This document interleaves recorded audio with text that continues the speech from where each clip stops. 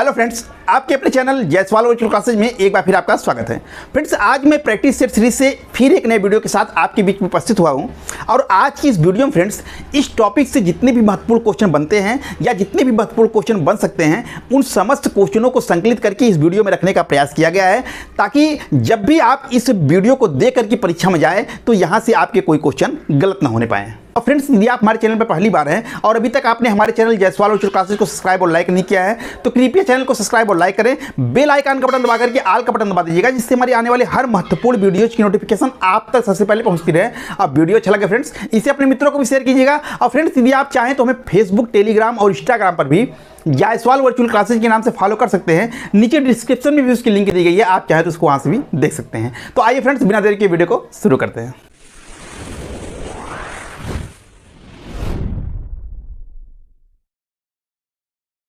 तो फ्रेंड्स, यह सुभाष चंद्र बोस नामक टॉपिक से प्रैक्टिस सेट सीरीज का वीडियो है, जिसमें इस टॉपिक से जितने भी प्रश्न बनते हैं या विभिन्न परीक्षाओं में जो प्रश्न पूछे गए हैं उन समस्त क्वेश्चनों को जो है फ्रेंड्स इसमें संकलित करके रखने का प्रयास किया गया है और उम्मीद करता हूं कि यह संकलन आपको अच्छा लगेगा। तो शुरू करते हैं फ्रेंड्स। क्वेश्चन नंबर 1 है कि सुभाष चंद्र बोस का जन्म कब हुआ था? 23 जनवरी 1897 ईस्वी को, 15 अगस्त 1900 ईस्वी को, 2 अक्टूबर 1894 ईस्वी को या 14 अप्रैल 1895 ईस्वी को। तो देखिए फ्रेंड्स, हमारा उत्तर हो जाएगा ए, 23 जनवरी 1897 ईस्वी को।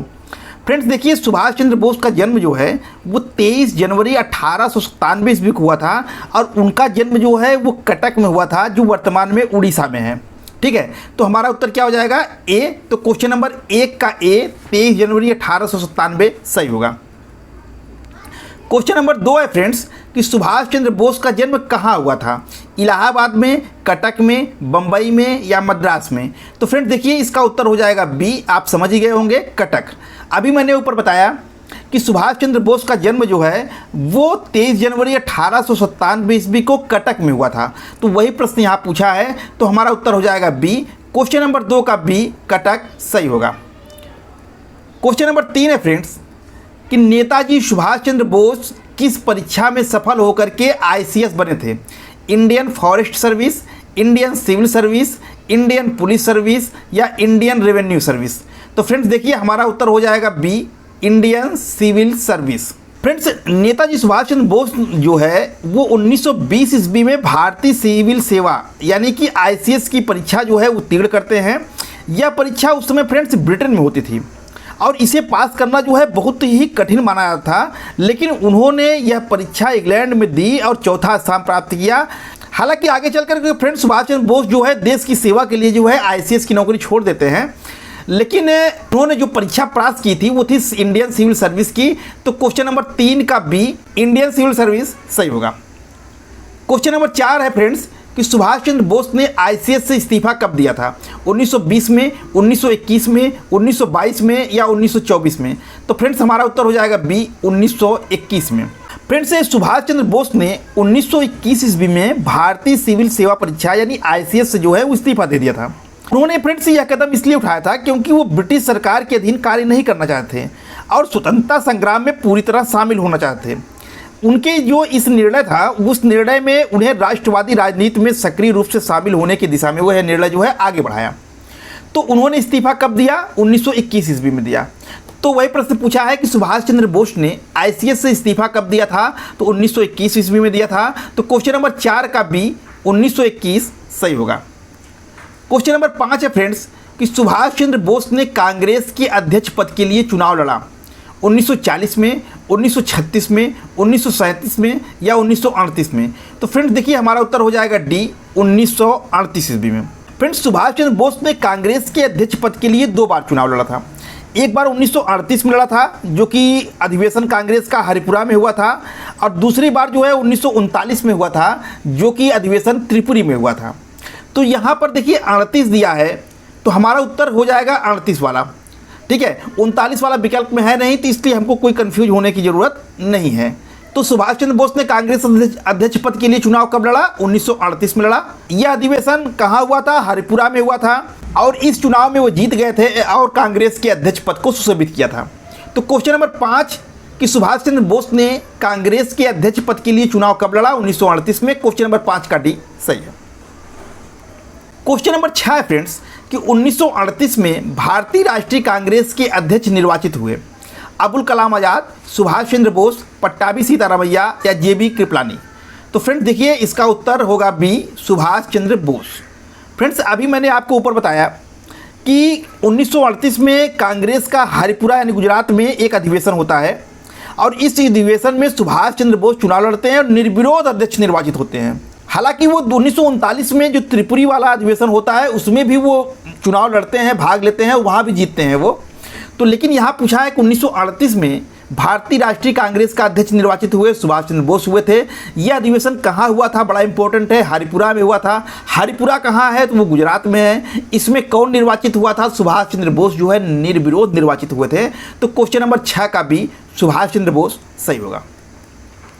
क्वेश्चन नंबर 7 है फ्रेंड्स कि हरिपुरा जहां भारतीय राष्ट्रीय कांग्रेस का वार्षिक अधिवेशन 1938 में सुभाष चंद्र बोस की अध्यक्षता में हुआ था, वह निम्नांकित राज्य में है?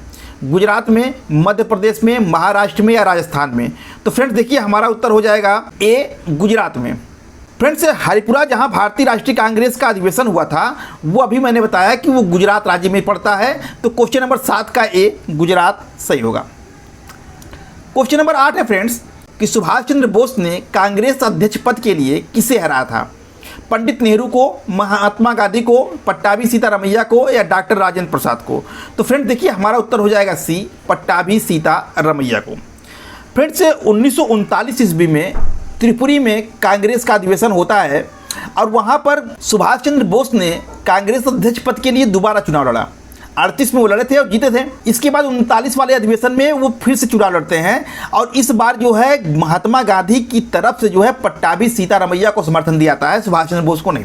तो एक तरह से पट्टाभी सीतारामैया महात्मा गांधी के कैंडिडेट थे, लेकिन इसके बावजूद भी सुभाष चंद्र बोस ने पट्टाभी सीतारामैया जो कि महात्मा गांधी के समर्थित कैंडिडेट थे उनको हरा करके चुनाव जीत जाते हैं।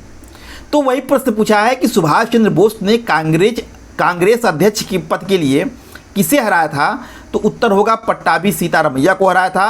क्वेश्चन नंबर 8 का सी, पट्टाभी सीतारामैया सही होगा। क्वेश्चन नंबर 9 है फ्रेंड्स कि भारतीय राष्ट्रीय कांग्रेस के त्रिपुरी सम्मेलन में वर्ष 1939 में सुभाष चंद्र बोस को कांग्रेस का अध्यक्ष चुना गया था। यह त्रिपुरी कहाँ है? कलकत्ता में, पुणे में, जबलपुर मध्य प्रदेश में या अहमदाबाद में? तो फ्रेंड्स देखिए हमारा उत्तर हो जाएगा सी, जबलपुर मध्य प्रदेश में। फ्रेंड्स जिस अधिवेशन में सुभाष चंद्र बोस ने महात्मा गांधी समर्थित कैंडिडेट पट्टाभी सीतारामैया को हराया था वो था 1939 का त्रिपुरी अधिवेशन। और ये त्रिपुरी जो है फ्रेंड्स कहाँ है? देखो त्रिपुरी और हरिपुरा दोनों पूछता है। तो हरिपुरा जो है वो गुजरात में है और त्रिपुरी जो है वो कहाँ है? वो जबलपुर मध्य प्रदेश में है। तो क्वेश्चन नंबर 9 का सी, जबलपुर मध्य प्रदेश सही होगा। क्वेश्चन नंबर 10 है फ्रेंड्स कि सुभाष चंद्र बोस ने भारतीय राष्ट्रीय कांग्रेस के अध्यक्ष पद से इस्तीफा कब दिया था? 1937 में, 1939 में, 1940 में या 1942 में? तो फ्रेंड्स देखिए हमारा उत्तर हो जाएगा बी, 1939 ईस्वी में। फ्रेंड्स जैसा कि मैंने आपको बताया कि 1939 में सुभाष चंद्र बोस ने महात्मा गांधी के समर्थित उम्मीदवार पट्टाभी सीतारामैया को चुनाव हराया और चुनाव हरा करके जीत प्राप्त की। लेकिन 1939 की जीत के बाद से कांग्रेस के अंदर गहरे मतभेद उत्पन्न हो गए। गांधी जी ने फ्रेंड्स बोस की जीत को व्यक्तिगत हार बताया, क्योंकि पट्टाभी सीतारामैया गांधी जी के समर्थित उम्मीदवार थे और उनको हरा दिया। तो गांधी जी को लगा कि यह जो है पट्टाभी सीतारामैया की हार नहीं बल्कि मेरी हार है। उसको उन्होंने व्यक्तिगत हार के रूप में लिया। इसी कारण से सुभाष चंद्र बोस को भारी विरोध का सामना करना पड़ा और अंततः उन्होंने कांग्रेस अध्यक्ष पद से इस्तीफा दे दिया और एक नया संगठन बनाया जिसको कि फॉरवर्ड ब्लॉक के नाम से हम लोग जानते हैं। और यह संगठन उन्होंने 1939 में बनाया। 1939 में ही उन्होंने कांग्रेस के अध्यक्ष पद से इस्तीफा दिया। क्यों दिया? क्योंकि गांधी जी के असहयोग के कारण कांग्रेस कार्यकारिणी जो है उनके साथ सहयोग नहीं कर रही थी, इसलिए उन्होंने क्षुब्ध होकर के कांग्रेस के अध्यक्ष पद से इस्तीफा दे दिया था। तो प्रश्न वही पूछा है कि सुभाष चंद्र बोस ने कांग्रेस के अध्यक्ष पद से इस्तीफा कब दिया? तो 1939 में। क्वेश्चन नंबर 10 का बी सही है। क्वेश्चन नंबर 11 फ्रेंड्स कि सुभाष चंद्र बोस के त्यागपत्र देने के बाद किसे भारतीय राष्ट्रीय कांग्रेस का अध्यक्ष चुना गया? अबुल कलाम आज़ाद को, राजेंद्र प्रसाद को, पट्टाभी सीतारामैया को या वल्लभ भाई पटेल को? तो फ्रेंड देखिए हमारा उत्तर हो जाएगा बी, राजेंद्र प्रसाद को।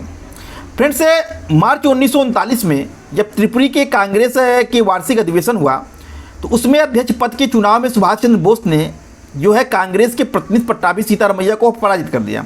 इसके पश्चात गांधी जी के असहयोग और कांग्रेस कार्यकारिणी मतभेद के कारण सुभाष चंद्र बोस ने अंततः जो है अध्यक्ष पद से इस्तीफा दे दिया और उनके इस्तीफा देने के बाद उनकी जगह जो है राजेंद्र प्रसाद को अध्यक्ष चुना गया।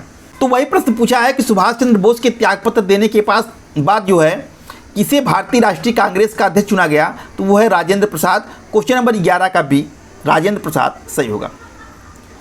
क्वेश्चन नंबर 12 है फ्रेंड्स कि सुभाष चंद्र बोस कांग्रेस में कितनी बार अध्यक्ष बने? 1 बार, 2 बार, 3 बार या 4 बार? तो फ्रेंड देखिए आप समझ रहे होंगे, इसका उत्तर हो जाएगा बी, 2 बार। सुभाष चंद्र बोस जो है वो कांग्रेस के 2 बार अध्यक्ष बने, 1938 में हरिपुरा में और 1939 के त्रिपुरी में। ठीक है, तो वही प्रश्न पूछा है, तो क्वेश्चन नंबर 12 का बी, 2 बार सही होगा। क्वेश्चन नंबर 13 है फ्रेंड्स कि फॉरवर्ड ब्लॉक दल के संस्थापक थे, या इसी क्वेश्चन को दूसरे तरीके से पूछ सकता है कि फॉरवर्ड ब्लॉक की स्थापना किसने की? सरदार भगत सिंह ने, सुभाष चंद्र बोस ने, जवाहरलाल नेहरू ने या चंद्रशेखर आज़ाद ने? तो फ्रेंड्स देखिए हमारा उत्तर हो जाएगा बी, सुभाष चंद्र बोस ने। फ्रेंड्स अभी आपको बताया गया ऊपर कि फॉरवर्ड ब्लॉक की स्थापना जो है नेताजी सुभाष चंद्र बोस ने की थी। उन्होंने फ्रेंड्स इसकी स्थापना जो है 1939 ईस्वी में की थी, जब उन्होंने कांग्रेस के अध्यक्ष पद से इस्तीफा दे दिया था और एक वैकल्पिक राजनीतिक मंच के रूप में उन्होंने फॉरवर्ड ब्लॉक की स्थापना की थी और इसका उद्देश्य था कि भारतीय स्वतंत्रता संग्राम को और उग्र दिशा में ले जाया जाए। तो फॉरवर्ड ब्लॉक की स्थापना किसने की थी? सुभाष चंद्र बोस ने की थी। कब की थी? 1939 में की थी। क्वेश्चन नंबर 13 का बी, सुभाष चंद्र बोस सही होगा। क्वेश्चन नंबर 14 है फ्रेंड्स कि सुभाष चंद्र बोस ने फॉरवर्ड ब्लॉक की स्थापना कब की थी? 1938 में, 1939 में, 1941 में या 1942 में? तो फ्रेंड देखिए आप समझ ही रहे होंगे, इसका उत्तर हो जाएगा बी, 1939 में। अभी ऊपर चर्चा हुई फ्रेंड्स कि फॉरवर्ड ब्लॉक की स्थापना सुभाष चंद्र बोस ने की थी। कब की थी? 1939 में की थी। तो क्वेश्चन नंबर 14 का बी, 1939 सही होगा। क्वेश्चन नंबर 15 फ्रेंड्स कि भारतीय राष्ट्रीय आंदोलन पर इंडियन स्ट्रगल नामक पुस्तक किसने लिखी थी? सुभाष चंद्र बोस द्वारा, पट्टाभी सीतारामैया द्वारा, जवाहरलाल नेहरू द्वारा या उपयुक्त में से कोई नहीं?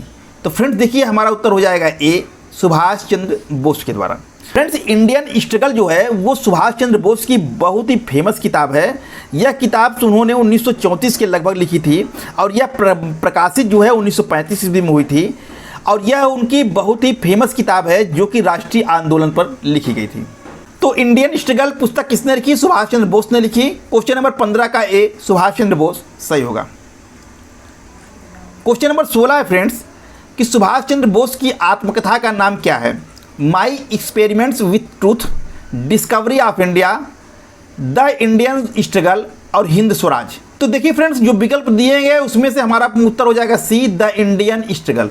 इंडियन स्ट्रगल फ्रेंड्स ये सुभाष चंद्र बोस की जो है एक पुस्तक है। हालांकि इनकी आत्मकथा का नाम एन इंडियन पिलग्रिम है, जिसमें कि सुभाष चंद्र बोस के जो है बचपन से लेकर के युवावस्था तक के वर्णन किया गया है। इंडियन स्ट्रगल में फ्रेंड्स भारत की स्वतंत्रता आंदोलन का ऐतिहासिक विश्लेषण किया गया है। तो लेकिन यहाँ पर जो अन्य किताबें दी गई हैं वो जो है सुभाष चंद्र बोस की है ही नहीं, केवल सी वाला ही है, तो हम इसी को उसकी आत्मकथा मान लेते हैं। हालांकि इनकी आत्मकथा का नाम जो है एन इंडियन पिलग्रिम है। अगर इस तरह का आपको क्वेश्चन मिल रहा है उसमें जो है द इंडियन स्ट्रगल विकल्प में दिया गया है और एन इंडियन पिलग्रिम भी दिया है, तो एन इंडियन पिलग्रिम मारिएगा। अगर एन इंडियन पिलग्रिम नहीं है तो आप जो है द इंडियन स्ट्रगल मारिएगा। ठीक है। माई एक्सपेरिमेंट विथ ट्रूथ जो है ये महात्मा गांधी की पुस्तक है, उनकी आत्मकथा है। डिस्कवरी ऑफ इंडिया जो है वो पंडित जवाहरलाल नेहरू का है और हिंद स्वराज जो है ये महात्मा गांधी का है। ठीक है। तो द इंडियन स्ट्रगल ये सुभाष चंद्र बोस की है। तो क्वेश्चन नंबर 16 का सी, द इंडियन स्ट्रगल सही होगा। क्वेश्चन नंबर 17 है फ्रेंड्स, भारतीय राष्ट्रीय सेना यानी आईएनए की स्थापना किस वर्ष हुई अथवा आज़ाद हिंद फौज का गठन कब हुआ? 1940 में, 1941 में, 1942 में या 1943 में? तो देखिए फ्रेंड्स, हमारा उत्तर हो जाएगा सी, 1942 में। फ्रेंड्स, आप जानते हैं कि द्वितीय विश्व युद्ध जो है 1939 से लेकर के 45 तक चला। द्वितीय विश्व युद्ध के दौरान फ्रेंड्स, जब जापान ने सिंगापुर और दक्षिण पूर्व एशिया के इलाकों पर कब्जा कर लिया, तो वहाँ पर बड़ी संख्या में भारतीय ब्रिटिश सैनिकों को पकड़ लिया गया। तो मोहन सिंह नाम के एक भारतीय सैन्य अधिकारियों ने जापानियों के समर्थन से 1942 में इन भारतीय युद्ध बंदियों को संगठित किया और संगठित करके स्वतंत्र भारतीय सेना बनाने का एक प्रयास किया। इसी प्रयास से पहली बार आज़ाद हिंद फौज यानी इंडियन नेशनल आर्मी का जन्म हुआ। तो यानी हम कह सकते हैं कि आज़ाद हिंद फौज का जो गठन पहली बार हुआ था 1 सितंबर 1942 ईस्वी को हुआ था। ये किससे मिलकर बना था? तो ये वो सैनिक थे जिनको कि जापान ने जो है युद्ध में पकड़ लिया था। ये भारतीय सैनिक थे जो ब्रिटिश सरकार की तरफ से लड़ रहे थे, तो इनको पकड़ लिया था। तो इन्हीं सैनिकों को इकट्ठित करके मोहन सिंह नामक जो सैन्य अधिकारी थे, उन्होंने ही 1 सितंबर 1942 ईस्वी को आज़ाद हिंद फौज का पहली बार गठन किया था। इसका प्रारंभिक कैप्टन जो है फ्रेंड्स, वो कैप्टन मोहन सिंह थे। इनको जापानियों का समर्थन प्राप्त था और इन्होंने इसकी स्थापना सिंगापुर में किया था। दिसंबर 1942 में फ्रेंड्स, जापानी नीतियों से मतभेद होने के चलते जो है मोहन सिंह से जापान सरकार जो है वो नाखुश हो जाती है और उन्हें गिरफ्तार कर लिया जाता है और आईएनए लगभग विघटित हो जाती है। यानी कि जिस आज़ाद हिंद फौज का गठन कैप्टन मोहन सिंह ने 1942 सितंबर 1942 में किया था, वो जो है लगभग विघटन के कगार पे आ जाती है। इसके बाद जो है सुभाष चंद्र बोस को जापान से बुलाया जाता है। रास बिहारी बोस का नाम आपने सुना होगा, वो भी बड़े चर्चित रहे हैं। उन्होंने जो है सुभाष चंद्र बोस को बुलाया और उसको जो है आईएनए की कमान जो है सुभाष चंद्र बोस को सौंप दी जाती है और सुभाष चंद्र बोस जो है 1943 में जापान पहुंचते हैं और इसकी कमान को संभाल लेते हैं और अक्टूबर 1943 में सिंगापुर में आज़ाद हिंद सरकार की स्थापना करते हैं और आईएनए के सर्वोच्च कमांडर बन जाते हैं। लेकिन जो प्रश्न पूछा हुआ है कि आईएनए यानी कि भारतीय राष्ट्रीय सेना की स्थापना किस वर्ष हुई, या हम कह सकते हैं आईएनए को आज़ाद हिंद फौज के नाम से भी हम जानते हैं, ये कब गठन हुआ? तो ये पहली बार जो है 1 सितंबर 1942 को गठन हुआ था और किसने किया था? कैप्टन मोहन सिंह ने किया था। लेकिन फ्रेंड्स, एक चीज़ यहाँ और ध्यान दीजिएगा कि जब भी आज़ाद हिंद फौज का गठन कब किसने किया, तो वहाँ कैप्टन मोहन सिंह का नाम न देकर सुभाष चंद्र बोस का नाम दिया जाता है, तो सुभाष चंद्र बोस को मारिएगा। लेकिन अगर कैप्टन मोहन सिंह भी दिया है तो पहली बार कैप्टन मोहन सिंह ने किया था। बाद में आगे चल कर के इसकी कमान को सुभाष चंद्र बोस ने संभाला था और सुभाष चंद्र बोस ने ही आज़ाद हिंद फौज को प्रसिद्धि प्राप्त कराई थी। इसीलिए आज़ाद हिंद फौज को हम प्रायः सुभाष चंद्र बोस के नाम से ही जोड़ देते हैं। लेकिन पहली बार इसकी स्थापना जो है 1942 में कैप्टन मोहन सिंह ने की थी। तो क्वेश्चन नंबर 17 का सी 1942 सही होगा। क्वेश्चन नंबर 18 फ्रेंड्स कि आज़ाद हिंद फौज का संगठन यानी स्थापना कहाँ हुई थी? सिंगापुर में, बर्मा में, थाईलैंड में, जापान में? तो फ्रेंड्स देखिए, हमारा उत्तर हो जाएगा ए, सिंगापुर में। फ्रेंड्स देखिए, मैंने अभी आपको ऊपर बताया कि आज़ाद हिंद फौज का गठन सिंगापुर में हुआ था। द्वितीय विश्व युद्ध के दौरान जो है जापान ने सिंगापुर और दक्षिण पूर्व एशिया के इलाकों पर कब्जा कर लिया था। तो आज सिंगापुर अलग है, लेकिन उस समय सिंगापुर जापान के अधीन था और आज़ाद हिंद फौज का जो गठन हुआ था वो सिंगापुर में ही हुआ था। तो क्वेश्चन नंबर 18 का ए, सिंगापुर सही होगा। क्वेश्चन नंबर 19 है फ्रेंड्स कि आज़ाद हिंद फौज का मूल नाम क्या था? Free Indian army, Indian national army, हिंदुस्तानी बल या आज़ादी सेना? तो फ्रेंड देखिए, हमारा उत्तर हो जाएगा बी, इंडियन नेशनल आर्मी। अभी आपको ऊपर बताया गया फ्रेंड्स कि आज़ाद हिंद फौज को आईएनए के नाम से हम जानते हैं, इंडियन नेशनल आर्मी के नाम से भी हम जानते हैं। और इस फौज की शुरुआत जो है कैप्टन मोहन सिंह ने 1942 में जापान की मदद से की थी। इसका प्रारंभिक नाम क्या था? तो Indian national army, INA।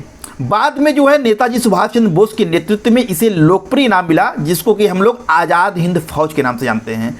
Netaji ने 1943 में इसका पुनर्गठन किया और इसे स्वतंत्र भारत की सेना के रूप में स्थापित किया।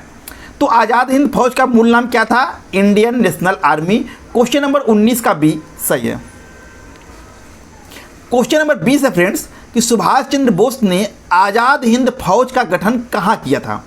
जर्मनी में, जापान में, सिंगापुर में या बर्मा में? तो फ्रेंड देखिए, हमारा उत्तर हो जाएगा सी, सिंगापुर में। सुभाष चंद्र बोस ने फ्रेंड्स जो आज़ाद हिंद फौज का गठन किया वो भी सिंगापुर में ही किया था। जब उनको जर्मनी से बुलाया गया वो जापान में आए और सिंगापुर में ही उन्होंने आज़ाद हिंद फौज का पुनर्गठन किया और आज़ाद हिंद सरकार की स्थापना की थी। तो क्वेश्चन नंबर 20 कि आज़ाद हिंद फौज का गठन सुभाष चंद्र बोस ने कहाँ किया था? सिंगापुर में। तो क्वेश्चन नंबर 20 का सी सिंगापुर सही होगा। क्वेश्चन नंबर 21 है फ्रेंड्स कि आज़ाद हिंद फौज की स्थापना सुभाष चंद्र बोस ने कब की थी? 1939 में, 42 में, 43 में, 45 में। तो देखिए फ्रेंड्स हमारा उत्तर हो जाएगा सी 1943 में। आज़ाद हिंद फौज की गठन जो है वो सुभाष चंद्र ने फ्रेंड्स 1943 में की थी। 1942 में हुआ था वो तो कैप्टन मोहन सिंह ने की थी। और इसी का चूँकि कैप्टन मोहन सिंह का जापान के साथ मतभेद हो जाते हैं तो इनको गिरफ्तार कर लिया जाता है, तो आईएनए लगभग ब्रिटेन के कगार पे आ जाती है। लेकिन 1943 में सुभाष चंद्र बोस ने इसकी कमान संभाली, इसका पुनर्गठन किया। तो कहा जा सकता है कि सुभाष चंद्र बोस ने आज़ाद हिंद फौज की गठन कब की? 1943 में की। क्वेश्चन नंबर 21 का सी 1943 सही होगा। नेताजी ने स्वतंत्र भारत की अस्थायी सरकार की घोषणा कब की? 15 अगस्त 1942 को, 9 अगस्त 1943 को, 21 अक्टूबर 1943 को या 26 जनवरी 1944 को। तो फ्रेंड्स देखिए हमारा उत्तर हो जाएगा सी 21 अक्टूबर 1943 ईस्वी को। फ्रेंड्स सुभाष चंद्र बोस ने जो है 21 अक्टूबर 1943 ईस्वी को भारत की अस्थायी सरकार के गठन की घोषणा की थी। आप जानते हैं फ्रेंड्स कि पहली बार आज़ाद हिंद फौज का गठन जो है वो कैप्टन मोहन सिंह ने किया था, लेकिन इसके गठन में रास बिहारी बोस ने भी मैंने बताया बहुत महत्वपूर्ण भूमिका निभाई थी। रास बिहारी बोस फ्रेंड्स पहले से ही भारत के क्रांतिकारी थे और वो अंग्रेज़ों से बचने के लिए जापान चले गए थे और वहाँ जाकर के स्थायी रूप से बस गए थे। अब वो जापान क्यों चले गए थे भारत छोड़ करके? तो फ्रेंड्स इसके पीछे थोड़ी कहानी ये है कि 1912 में क्रांतिकारियों ने जो है वो दिल्ली में तत्कालीन जो वहाँ के वायसराय थे लॉर्ड हार्डिंग के ऊपर बम फेंक दिया। अब इस बम फेंकने से वो गंभीर रूप से घायल हो जाते हैं और इस घटना को हम भारतीय इतिहास में दिल्ली बम कांड के नाम से जानते हैं। इसके मास्टरमाइंड जो थे फ्रेंड्स वो रास बिहारी बोस थे। जो ब्रिटिश सरकार थी फ्रेंड्स उसने क्रांतिकारियों के खिलाफ सख्त कार्रवाई की। रास बिहारी बोस जो है इससे बचने के लिए 1915 ईस्वी में जापान भाग जाते हैं और जापान में रहकर ही लगातार भारत की आज़ादी के लिए काम करते रहते हैं। जापान में रहने के दौरान जो है रास बिहारी बोस जो है वो जापान में भारतीय समुदाय को संगठित करते हैं और वो जापान सरकार के ऊपर दबाव बनाते हैं कि भारत की आज़ादी में वो भारतीयों की मदद करें। रास बिहारी बोस ने फ्रेंड्स दक्षिण पूर्वी एशिया में इंडियन इंडिपेंडेंस लीग का भी गठन करते हैं और इसका उद्देश्य होता है कि भारतीय प्रवासियों और सैनिकों को संगठित किया जाए ताकि ब्रिटिश राज के खिलाफ एक लड़ाई लड़ी जा सके। तो ये सब योजना वो पहले से ही बना रहे थे रास बिहारी बोस। इसी समय जब द्वितीय विश्व युद्ध शुरू हो जाता है और जापान और अंग्रेज़ों की लड़ाई शुरू हो जाती है तो जापान जो है हजारों भारतीय सैनिकों को, जैसा कि मैंने आपको बताया, वो कैद कर लेते हैं। तो रास बिहारी बोस जो है उनके सामने ये प्रस्ताव रखते हैं कि इन सैनिकों से एक स्वतंत्र भारतीय सेना बनाई जाए जो कि सेना जो है वो ब्रिटिश सरकार से लड़ने में आपकी मदद करेगी और भारत को आज़ाद कराएगी। इस विचार को जब जापानी ने समर्थन किया तो इसके बाद जो है 1942 ईस्वी में आज़ाद हिंद फौज का गठन जो है कैप्टन मोहन सिंह के नेतृत्व में किया जाता है। तो कैप्टन मोहन सिंह को कैप्टन बनाने का जो समर्थन भी रास बिहारी बोस ने ही किया था फ्रेंड्स। उन्होंने ही कैप्टन मोहन सिंह को आज़ाद हिंद फौज के पहले कमांडर के रूप में चुना था। लेकिन जब मोहन सिंह का जापान सरकार से मतभेद हो जाता है तब जो है सुभाष चंद्र बोस को जापान आने के लिए निमंत्रण देते हैं। अब ऊपर की कहानी फ्रेंड्स इसलिए बताया गया ताकि इसकी थोड़ा सा इतिहास को आप समझते रहिए। अब जो प्रश्न आपका पूछा है कि नेताजी ने स्वतंत्र भारत की अस्थायी सरकार की घोषणा कब की थी, तो उत्तर तो आपको मिल गया 31 अक्टूबर 1943 को। अब ये कैसे आए, कैसे किए, अब उसकी कहानी देखिए। यहाँ तक की कहानी अगर आपने समझ लिया है तो उसकी कहानी आगे है।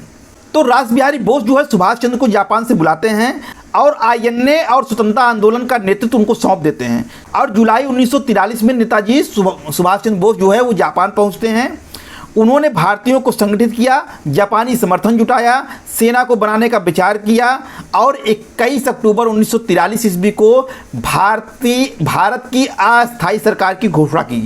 तो सुभाष चंद्र बोस ने जो आईएनए का पुनर्गठन किया और भारत की अस्थायी सरकार की घोषणा की वो 21 अक्टूबर 1943 को की। डेट बड़ा इंपॉर्टेंट है फ्रेंड्स, ये क्वेश्चन पूछा हुआ है, कई बार पूछा हुआ है, तो आप इसको अच्छे से देख लीजिएगा। इसके पीछे के पूरे इतिहास को बता दिया गया आपको।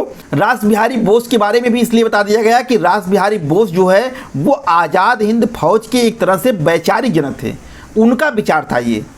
उन्होंने कैप्टन मोहन सिंह के नेतृत्व में पहले बनाया, फिर बाद में इसकी बागडोर जो है सुभाष चंद्र बोस को सौंप दी, और सुभाष चंद्र बोस के नेतृत्व में आज़ाद हिंद फौज ने जो है ख्याति प्राप्त की। ठीक है, तो प्रश्न जो पूछा है सिंपल सा कि नेताजी ने स्वतंत्र भारत की अस्थायी सरकार की घोषणा कब की? 21 अक्टूबर 1943 में की। क्वेश्चन नंबर 22 का सी सही है। क्वेश्चन नंबर 23 है फ्रेंड्स कि आज़ाद हिंद सरकार के निर्माण की घोषणा की गई। अब प्रश्न वही है, केवल दूसरे तरीके से पूछ लिया है। 26 जनवरी 1930 को, 21 अक्टूबर 1943 को, 8 अगस्त 1942 को, या 18 फरवरी 1946 को। तो फ्रेंड्स देखिए हमारा उत्तर हो जाएगा बी, 21 अक्टूबर 1943 को। जैसा कि मैंने अभी ऊपर बताया फ्रेंड्स आपको कि नेताजी ने स्वतंत्र भारत की अस्थायी सरकार की घोषणा कब की, चाहे यह प्रश्न पूछे और चाहे यह पूछे कि आज़ाद हिंद सरकार के निर्माण की घोषणा कब की गई, दोनों का उत्तर एक ही है, 21 अक्टूबर 1943। क्वेश्चन नंबर 23 का बी, 21 अक्टूबर 1943 सही होगा। क्वेश्चन नंबर 24 है फ्रेंड्स कि सुभाष चंद्र बोस द्वारा गठित अंतरिम सरकार का प्रधान कार्यालय कहाँ था? Japan, Germany, Singapore, Andaman Nicobar. तो फ्रेंड्स क्वेश्चन वही पूछ रहा है कि सुभाष चंद्र बोस ने जो सिंगापुर में अंतरिम सरकार गठन किया था उसका कार्यालय, प्रधान कार्यालय यानी उसका मुख्यालय कहाँ था? तो फ्रेंड देखिए हमारा उत्तर हो जाएगा सी, सिंगापुर में। सुभाष चंद्र बोस ने जो अंतरिम सरकार की गठन किया था, कब किया था? 21 अक्टूबर 1943 को। कहाँ किया था? सिंगापुर में किया था। तो उसका प्रधान कार्यालय भी सिंगापुर में ही था। तो क्वेश्चन नंबर 24 का सी, सिंगापुर सही होगा। क्वेश्चन नंबर 25 है फ्रेंड्स कि 1943 में आज़ाद हिंद फौज यानी आईएनए अस्तित्व में आई। जापान में, तत्कालीन वर्मा में, सिंगापुर में, तत्कालीन मलाया में। तो फ्रेंड देखिए हमारा उत्तर हो जाएगा सी, सिंगापुर में। फ्रेंड्स देखिए क्वेश्चन एक ही है, उसी क्वेश्चन को कई तरीके से बनाया जा रहा है। अब यहाँ प्रश्न पूछ लिया कि 1943 में आज़ाद हिंद फौज अस्तित्व में कहाँ आई, तो अभी बताया गया कि 1943 में आज़ाद हिंद फौज सिंगापुर में आई। किसने इसका पुनर्गठन किया? सुभाष चंद्र बोस ने किया। सुभाष चंद्र बोस ने आज़ाद हिंद फौज की सरकार कहाँ बनाई? सिंगापुर बनाई। 1943 में सुभाष चंद्र बोस ने आज़ाद हिंद फौज का पुनर्गठन कहाँ किया? सिंगापुर में किया। इसका मुख्यालय कहाँ है? सिंगापुर में है। यानी प्रश्न एक ही है लेकिन उसको पूछने का तरीका कई तरह से है। तो आपको सब कुछ जो है क्वेश्चन बता दिया गया, क्वेश्चन की जितनी वैरायटी है वो भी आपको दिखा दिया गया ताकि आपको कहीं से कोई दिक्कत ना हो। तो क्वेश्चन नंबर 25 का सी, सिंगापुर सही होगा।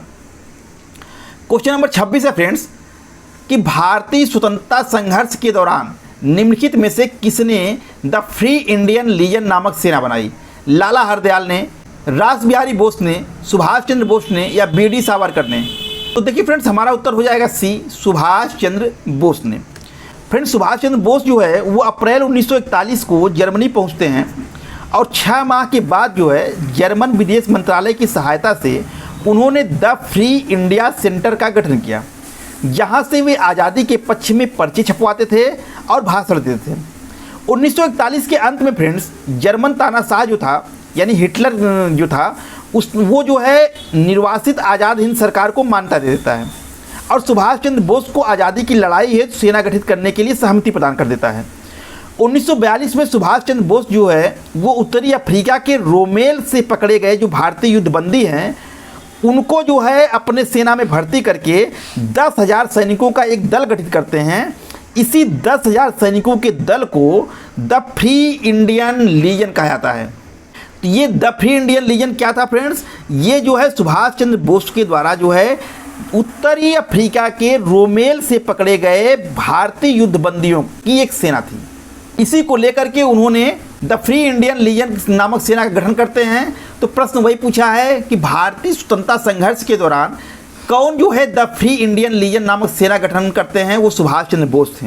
द फ्री इंडिया सेंटर का गठन किसने किया? सुभाष चंद्र बोस ने। तो चाहे द फ्री इंडिया सेंटर पूछे और चाहे द फ्री इंडियन लीजन पूछे, दोनों का गठन सुभाष चंद्र बोस ने किया। तो क्वेश्चन नंबर 26 का सी, सुभाष चंद्र बोस सही होगा। क्वेश्चन नंबर 27 फ्रेंड्स कि आज़ाद हिंद फौज का मुख्यालय कहाँ था? बर्लिन में, रंगून में, टोक्यो में या सिंगापुर में? तो देखिए फ्रेंड्स, ऊपर ये क्वेश्चन इसी टाइप का आ चुका है, आप समझ गए होंगे। इसका उत्तर होगा डी, सिंगापुर। तो क्वेश्चन नंबर 27 का डी, सिंगापुर सही होगा। क्वेश्चन नंबर 28 है फ्रेंड्स कि गांधी जी को किसने सर्वप्रथम राष्ट्रपिता कहकर संबोधित किया? सुभाष चंद्र बोस ने, रविन्द्रनाथ टैगोर ने, सरदार वल्लभ भाई पटेल ने, या पंडित जवाहरलाल नेहरू ने? तो फ्रेंड्स देखिए, हमारा उत्तर हो जाएगा ए, सुभाष चंद्र बोस ने। जुलाई 1944 को सुभाष चंद्र बोस ने जो है सिंगापुर के रेडियो से एक विशेष संदेश प्रसारित किया, और इस संदेश में बोस ने जो है गांधी जी से अपील की कि वे भारत के लोगों को प्रेरित करें ताकि वे आज़ाद हिंद फौज का समर्थन करें और भारत की स्वतंत्रता की लड़ाई के लिए एकजुट हों। और इसी संदेश में उन्होंने फ्रेंड्स गांधी जी को पहली बार राष्ट्रपिता यानी फादर ऑफ नेशन कहकर संबोधित किया। तो प्रश्न वही पूछ रहा है कि गांधी जी को सर्वप्रथम राष्ट्रपिता कहकर किसने संबोधित किया? तो सुभाष चंद्र बोस ने किया था। तो क्वेश्चन नंबर 28 का ए, सुभाष चंद्र बोस सही है। क्वेश्चन नंबर 29 है फ्रेंड्स कि तुम मुझे खून दो मैं तुम्हें आज़ादी दूंगा, यह घोषणा किसने की थी? या इसी प्रश्न को ऐसे पूछ सकता है कि तुम मुझे खून दो मैं तुम्हें आज़ादी दूंगा, यह नारा किसने दिया था? जवाहरलाल नेहरू ने, भगत सिंह ने, सुभाष चंद्र बोस ने, या चंद्रशेखर आज़ाद ने? तो फ्रेंड्स आप समझ ही गए होंगे, बहुत ही फेमस क्वेश्चन है। इसका उत्तर हो जाएगा सी, सुभाष चंद्र बोस ने। फ्रेंड्स, तुम मुझे खून दो मैं तुम्हें आज़ादी दूंगा, यह प्रसिद्ध नारा जो है वो सुभाष चंद्र बोस का है। यह जो नारा था उन्होंने सिंगापुर में 1943 में आज़ाद हिंद फौज के सैनिकों को संबोधित करते हुए कहा था। और उनकी जो ये घोषणा थी, उनका जो ये नारा था, ये भारतीय स्वतंत्रता संग्राम के महान और प्रेरणादायक क्षणों में से एक मनाता है।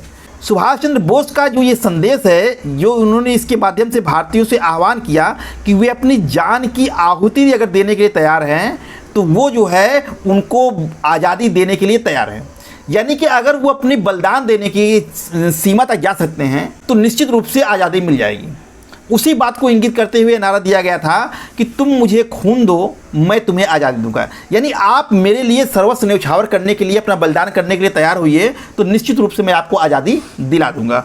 और यह वाक्य न केवल युद्ध के लिए प्रेरणा देने वाला था फ्रेंड्स, बल्कि यह भारतीयों में एक नई उम्मीद और एक जोश भरने का कार्य किया था।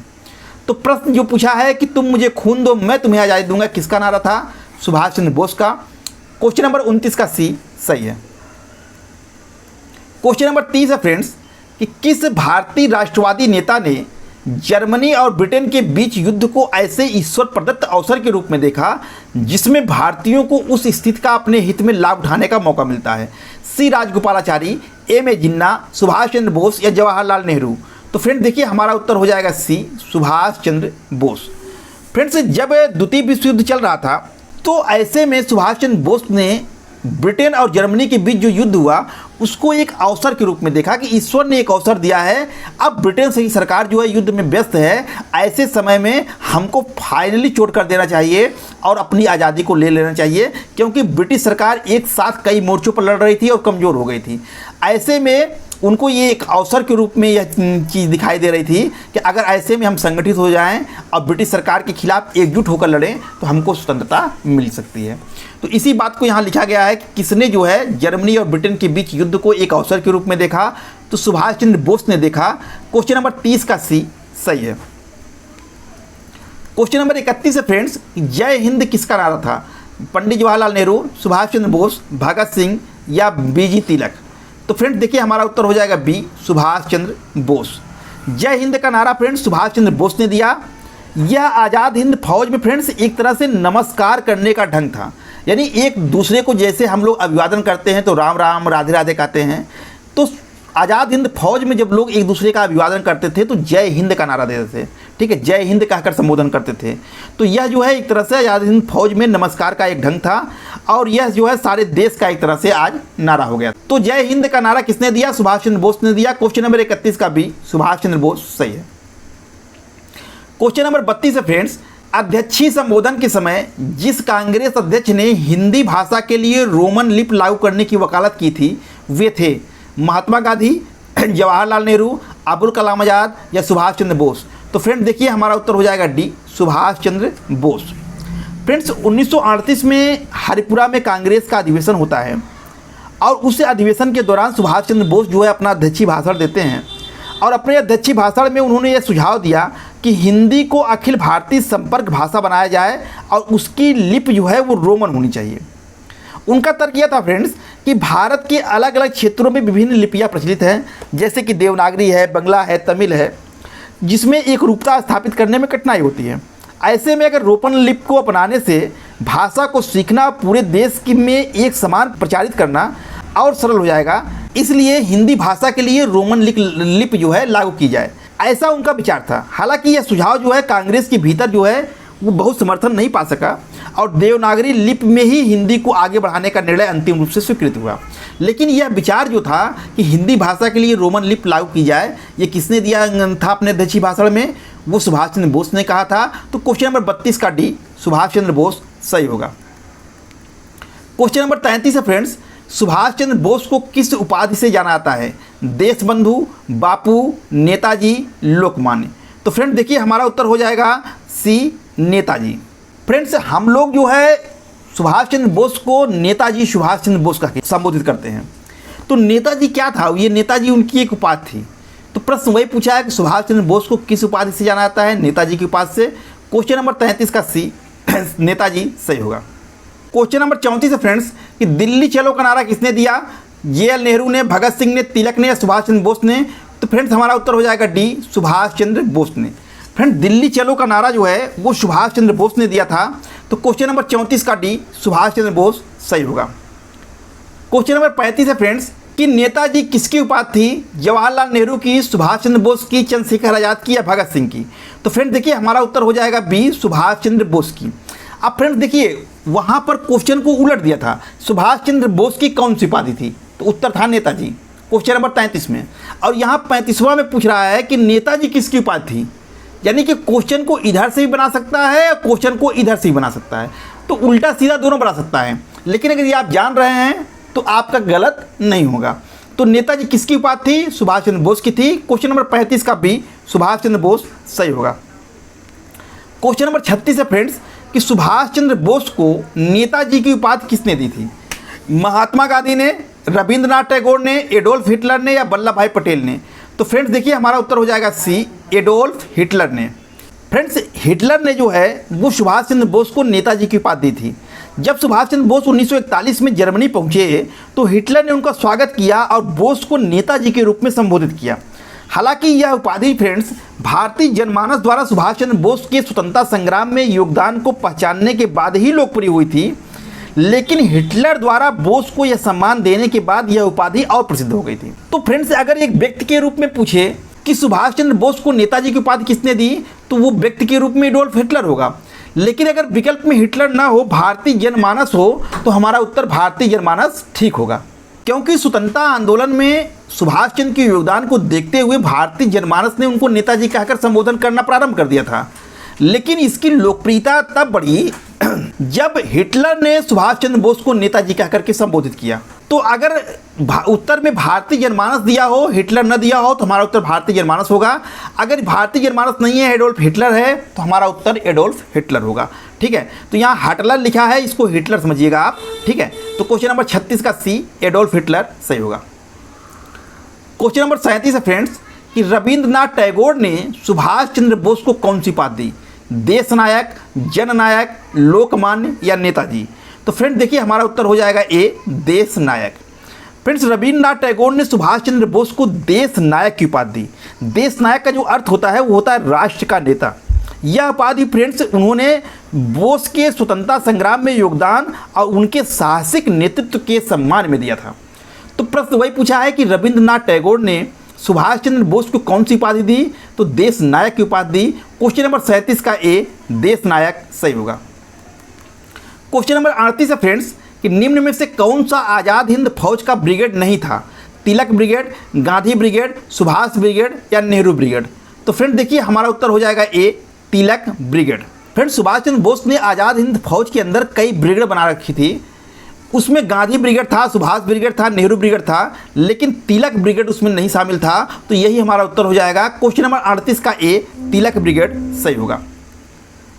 क्वेश्चन नंबर 39 है फ्रेंड्स, आज़ाद हिंद फौज की महिला ब्रिगेड का नाम क्या था?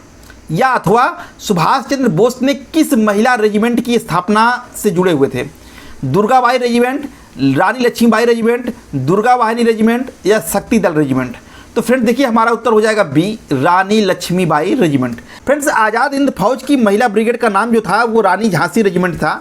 कहीं कहीं रानी लक्ष्मीबाई रेजिमेंट मिलता है, कहीं झांसी रेजिमेंट मिलता है।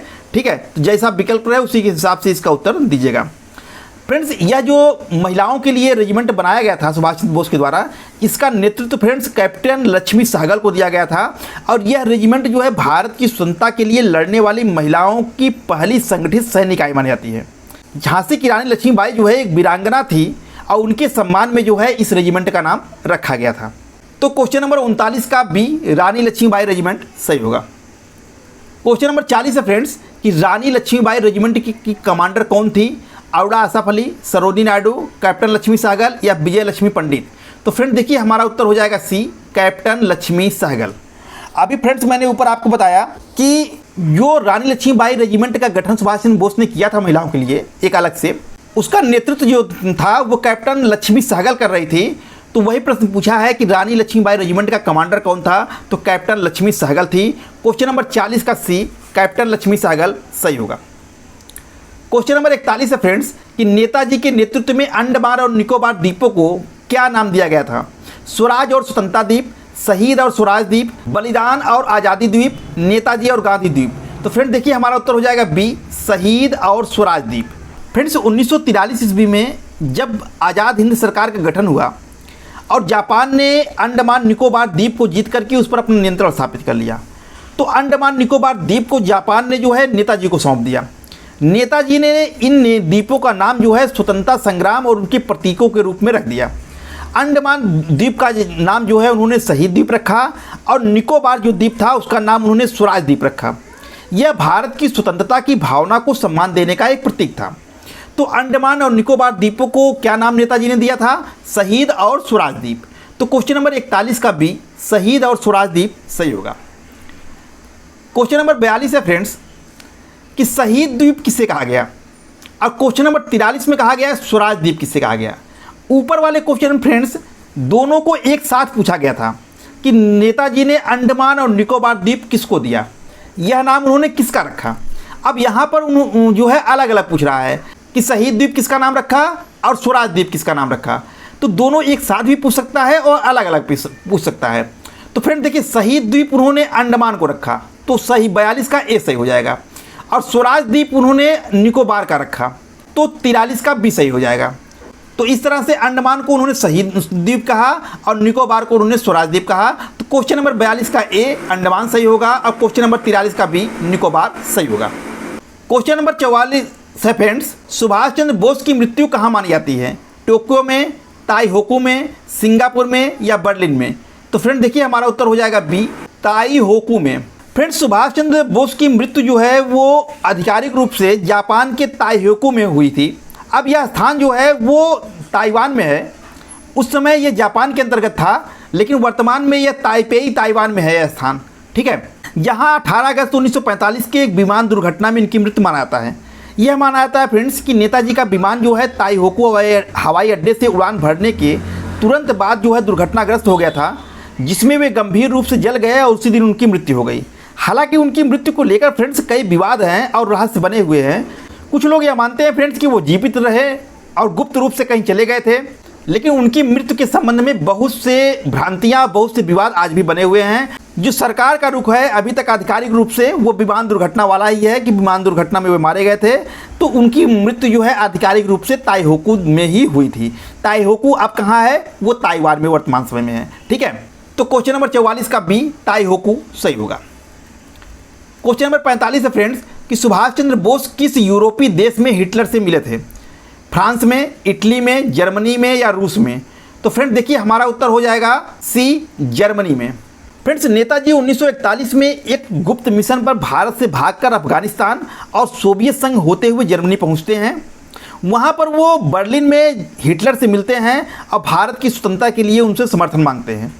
उन्होंने जर्मनी में फ्री इंडिया सेंटर और आज़ाद हिंद रेडियो की स्थापना की और जर्मनी में ही उन्होंने भारतीय बंदियों की एक सेना बनाई जिसे इंडियन लीजन कहा जाता है, जिसको कि मैंने अभी ऊपर आपको बताया। तो सुभाष चंद्र बोस ने हिटलर से कहाँ मुलाकात की थी? तो वो जर्मनी में की थी। तो क्वेश्चन नंबर 45 का सी, जर्मनी सही होगा।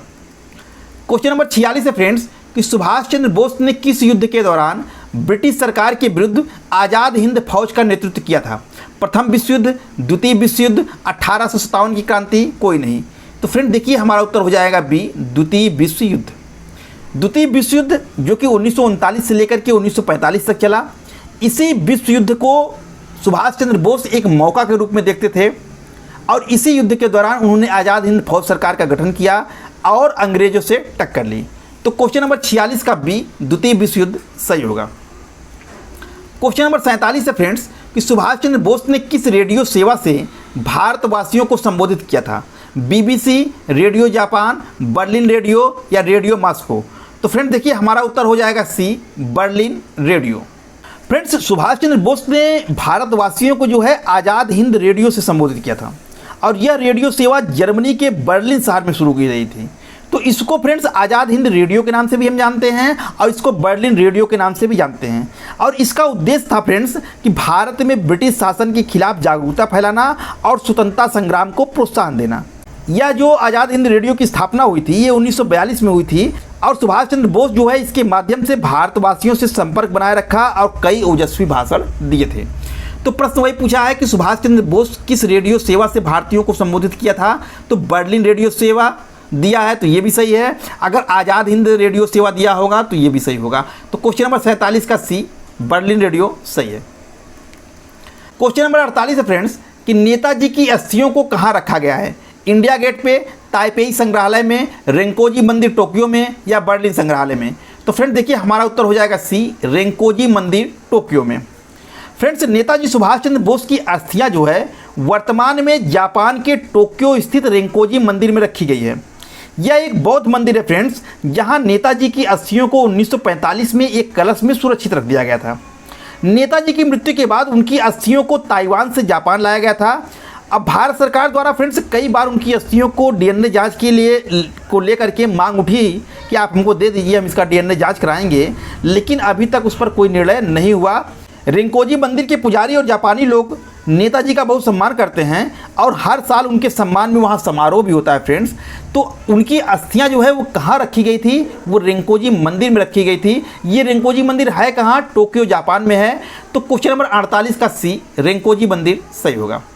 क्वेश्चन नंबर 49 है फ्रेंड्स कि फॉरवर्ड ब्लॉक की स्थापना का उद्देश्य क्या था? अंग्रेजों से सहयोग करना, मुस्लिम लीग का समर्थन करना, समाजवादी आंदोलन को संगठित करना या गांधी जी के विरुद्ध आंदोलन चलाना? तो फ्रेंड्स देखिए हमारा उत्तर हो जाएगा सी, समाजवादी आंदोलन को संगठित करना। फ्रेंड्स फॉरवर्ड ब्लॉक की स्थापना सुभाष चंद्र बोस ने 1939 में भारतीय राष्ट्रीय कांग्रेस से अलग होने के बाद बनाई थी, जब उन्हें कांग्रेस की विचारधारा के में मतभेद के कारण अध्यक्ष पद से इस्तीफा देना पड़ा। इसका उद्देश्य था फ्रेंड्स कि ब्रिटिश शासन के खिलाफ एक सशक्त और संगठित संघर्ष करना और भारत को स्वतंत्र कराना, समाजवादी विचारधारा के तहत एक शक्तिशाली और संगठित आंदोलन खड़ा करना, सभी वामपंथी और क्रांतिकारी ताकतों को एक मंच पर लाना और भारत में समाजवाद और समानता पर आधारित शासन व्यवस्था स्थापित करना। तो ये सब फ्रेंड्स फॉरवर्ड ब्लॉक के उद्देश्यों में आते थे। तो यहाँ पर जो दिया है उसमें से हमारा सबसे सही उत्तर क्या हो जाएगा? समाजवादी आंदोलन को संगठित करना। तो क्वेश्चन नंबर 49 का सी, समाजवादी आंदोलन को संगठित करना सही होगा। क्वेश्चन नंबर 50 है फ्रेंड्स कि आज़ाद हिंद सरकार के राष्ट्रपति कौन थे? रास बिहारी बोस, सुभाष चंद्र बोस, महात्मा गांधी या जवाहरलाल नेहरू? तो फ्रेंड देखिए हमारा उत्तर हो जाएगा बी, सुभाष चंद्र बोस। आज़ाद हिंद सरकार जिसका गठन फ्रेंड्स 21 अक्टूबर 1943 को सिंगापुर में किया गया था। किसने किया था? सुभाष चंद्र बोस ने किया था और इसके सर्वोच्च कमांडर सुभाष चंद्र बोस ही थे। चाहे सर्वोच्च कमांडर कहो, चाहे इसके राष्ट्रपति कहो, चाहे प्रधानमंत्री कहो, कुछ भी कह लो, इसके जो सर्वा थे वो सुभाष चंद्र बोस थे। तो चाहे आज़ाद हिंद सरकार के मुखिया पूछिए तब भी सुभाष चंद्र बोस, आज़ाद हिंद सरकार का सर्वोच्च कमांडर पूछे तब भी सुभाष चंद्र बोस, आज़ाद हिंद सरकार का राष्ट्रपति कहे तब भी उत्तर सुभाष चंद्र बोस ही होगा। तो क्वेश्चन नंबर 50 का बी, सुभाष चंद्र बोस सही होगा। क्वेश्चन नंबर 51 है फ्रेंड्स कि नेताजी की पत्नी का नाम क्या था? लक्ष्मी सहगल, एमिली सेंकल, प्रभा देवी या सावित्री बाई? तो फ्रेंड देखिए हमारा उत्तर हो जाएगा B, Emily Schenkl. Friends Netaji Subhash Chandra Bose की पत्नी का नाम जो है एमिली सेंकल था। वह ऑस्ट्रिया की रहने वाली थी नेताजी की से उनकी मुलाकात फ्रेंड्स 1934 ईस्वी में हुई, जब वो यूरोप में भारत की आज़ादी के लिए समर्थन जुटा रहे थे। दोनों ने बाद में गुप्त रूप से विवाह कर लिया था। उनकी एक बेटी भी है जिसका नाम अनीता बोस फाप है, जो एक जर्मन की नागरिक है और एक प्रोफेसर एवं अर्थशास्त्री है। तो नेताजी की पत्नी का नाम क्या है? एमिली सेंकल। तो क्वेश्चन नंबर 51 का बी, एमिली सेंकल सही होगा। क्वेश्चन नंबर 52 है फ्रेंड्स कि नेताजी ने अंग्रेजों की चुनौती देने के लिए किन देशों को साथ लिया? जर्मनी और जापान को, अमेरिका और रूस को, चीन और फ्रांस को, इटली और रूस को। तो फ्रेंड्स आप देखिए समझ गए होंगे, इसका उत्तर हो जाएगा ए, जर्मनी और जापान। जब द्वितीय विश्व युद्ध चल रहा था फ्रेंड्स, तो जर्मनी, जापान ये सब देश एक तरफ थे, अमेरिका, रूस, ब्रिटेन ये सब देश एक तरफ थे। तो ब्रिटेन जो है अमेरिका और रूस की तरफ से मिलकर लड़ रहा था, इसलिए नेताजी ने ब्रिटेन के खिलाफ जो है जर्मनी और जापान का साथ लिया, क्योंकि जर्मनी और जापान जो है वो ब्रिटेन के विरुद्ध लड़ाई लड़ रहे थे। तो प्रश्न वही पूछा है कि नेताजी ने अंग्रेजों को चुनौती देने के लिए किन देशों का साथ लिया? तो जर्मनी और जापान का साथ लिया। क्वेश्चन नंबर 52 का ए, जर्मनी और जापान सही होगा। क्वेश्चन नंबर 53 है फ्रेंड्स कि सुभाष चंद्र बोस की मृत्यु कब मानी जाती है? 15 अगस्त 1945, 18 अगस्त 1945, 23 जनवरी 1945 या 5 सितंबर 1945। तो फ्रेंड्स देखिए हमारा उत्तर हो जाएगा बी, 18 अगस्त 1945। फ्रेंड्स 18 अगस्त 1945 को टोक्यो जाते समय सुभाष चंद्र बोस का फार्मूसा द्वीप के पास अचानक हवाई जहाज में आग लग जाने के कारण मृत्यु होती है, परंतु इस दुर्घटना को अभी तक प्रमाणित नहीं माना गया है। देखिए फ्रेंड्स फार्मूसा द्वीप जो है वो ताइवान का पुराना नाम था। अभी आपको ताइहोकू बताया गया था ऊपर, वो स्थान कहाँ है? वो ताइवान में ही है वर्तमान समय में, और ताइवान का पुराना नाम फार्मूसा द्वीप था। तो अगर उत्तर में ताइवान न देकर के फार्मूसा द्वीप भी दिया रहेगा तब भी हमारा उत्तर सही होगा। तो आप जानते रहिए फार्मूसा द्वीप ये ताइवान का पुराना नाम था, वर्तमान में हम फार्मूसा द्वीप को ताइवान के नाम से जानते हैं। ताइहोकू भी दिया होगा, वो भी सही होगा जो ऊपर आया था। ताइहोकू भी जो है वो कहाँ है? वो भी ताइवान में ही है। तो सुभाष चंद्र बोस की मृत्यु कब हुई? 18 अगस्त 1945 को हुई। क्वेश्चन नंबर 53 का भी सही है। क्वेश्चन नंबर 54 है फ्रेंड्स कि आज़ाद हिंद फौज के गिरफ्तार अधिकारी पीके सहगल, कर्नल गुरदयाल ढिल्लन, मेजर शाहनवाज खां, इन पर जो है राजद्रोह का मुकदमा कब चलाया गया? 1945 ईस्वी में, 1946 में, 1944 में या 1947 में? तो फ्रेंड्स देखिए हमारा उत्तर हो जाएगा ए, 1945 में। फ्रेंड्स एक बहुत ही चर्चित मुकदमा रहा है। जब आज़ाद हिंद फौज को ब्रिटेन की सरकार पराजित कर देती है तो उसके जो बड़े बड़े अधिकारी हैं, पीके सहगल है, कर्नल गुरदयाल ढिल्लन है, मेजर शाहनवाज खां हैं, इनको पकड़ लिया जाता है। अब पकड़ने के बाद जो है इन पर राजद्रोह का मुकदमा लगा करके दिल्ली के लाल किले में फ्रेंड्स नवंबर 1945 में इनके ऊपर एक मुकदमा चलाया जाता है। पूरे देश की सहानुभूति जो है आज़ाद हिंद फौज के इन सिपाहियों के साथ थी, और पूरे देश में जो है इस मुकदमे के खिलाफ जो है जो राजद्रोह का मुकदमा इन पर चलाया जा रहा था, इसके खिलाफ आक्रोश था। और भारत के बहुत से लोगों ने जो है इनके बचाव में जो है अदालत में इनके खिलाफ पैरवी की अंग्रेज़ों के खिलाफ, और अंततः जो है इनको छुड़ाने में कामयाब हुए। अंग्रेज़ों को इनकी सज़ा माफ़ करनी पड़ी। आगे हम लोग अगला क्वेश्चन वही है, हम लोग विस्तार से वहाँ देखेंगे। तो यहाँ जो प्रश्न पूछा है कि इन अधिकारियों के खिलाफ मुकदमा कब चलाया गया, तो 1945 में। क्वेश्चन नंबर 54 का ए, 1945 सही है। क्वेश्चन नंबर 55 है फ्रेंड्स कि आज़ाद हिंद फौज के सिपाहियों के बचाव में पैरवी करने वाले वकीलों के पैनल का नेतृत्व किसने किया? जवाहरलाल नेहरू, के.एन. काटजू, तेज बहादुर सप्रू, भूला भाई देसाई। तो फ्रेंड्स देखिए हमारा उत्तर हो जाएगा डी, भूला भाई देसाई। फ्रेंड्स मैंने कहा कि आज़ाद हिंद फौज के सिपाहियों पर जो मुकदमा लाल किले में चलाया गया था, अब ये भी ध्यान रखिएगा लाल किले में चला था। कब चला था? 1945 में। तो पूरे देश की सहानुभूति जो है इन सिपाहियों के प्रति थी, इन जो अधिकारी थे इनके प्रति थी, और वो लोग चाहते थे कि इनको जो है सज़ा माफ़ कर दी जाए। तो आज़ाद हिंद फौज के सिपाहियों के बचाव में पैरवी करने के लिए फ्रेंड्स अनेक वकील जो है मैदान में उतर आए। इनमें जो है प्रसिद्ध वकील जो है और कांग्रेस के नेता पंडित जवाहरलाल नेहरू भी थे, भूला भाई देसाई, तेज बहादुर सप्रू, इन सब ने मिल करके जो है इनके बचाव में जो है दलीलें दी। लेकिन इस पैनल का जो मुख्य नेतृत्व करता था और जिन्होंने अदालत में जोरदार बहस किया वो थे भूला भाई देसाई। तो इस पैनल का नेतृत्व करने का श्रेय जो है वो भूला भाई देसाई को दिया जाता है। तो प्रश्न यही पूछा है कि आज़ाद हिंद फौज के सिपाहियों के बचाव में पैरवी करने वाले वकीलों के पैनल का नेतृत्व किसने किया? तो भूला भाई देसाई ने किया। क्वेश्चन नंबर 55 का डी, भूला भाई देसाई सही है। क्वेश्चन नंबर 56 है फ्रेंड्स कि अभियुक्तों की तरफ से अदालत में पैरवी नहीं की थी।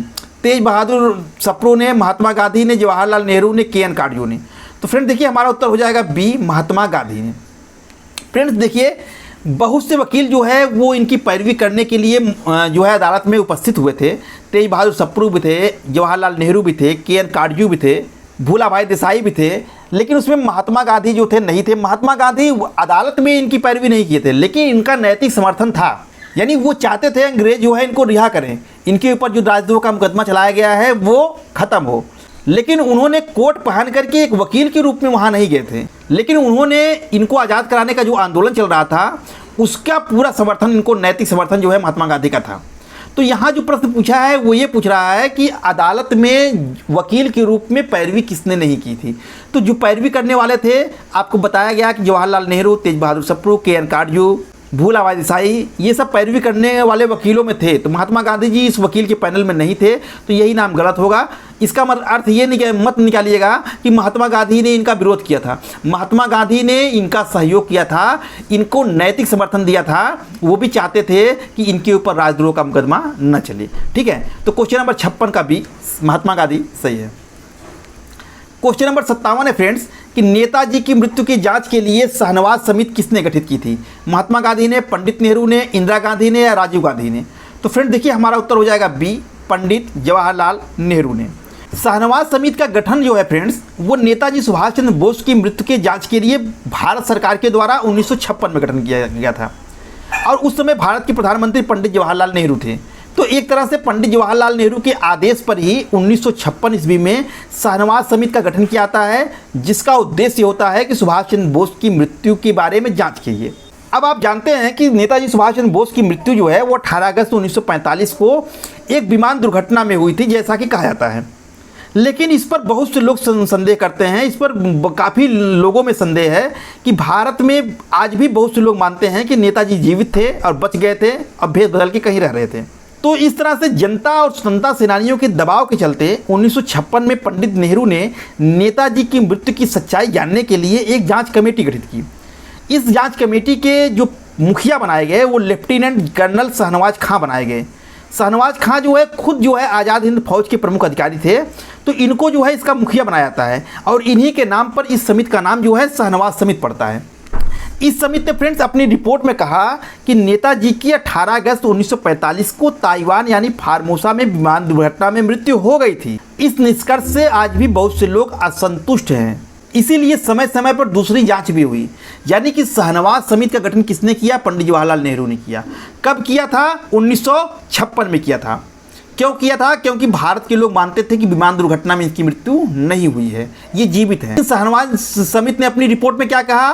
शाहनवाज समिति ने अपनी रिपोर्ट में यह माना कि नेताजी की मृत्यु जो है वो विमान दुर्घटना में ही हुई थी। तो नेताजी की मृत्यु के लिए शाहनवाज समिति का गठन किसने किया? पंडित नेहरू ने किया। क्वेश्चन नंबर 57 का भी सही है। क्वेश्चन नंबर 58 है फ्रेंड्स कि जस्टिस मुखर्जी आयोग की रिपोर्ट किस विषय पर थी?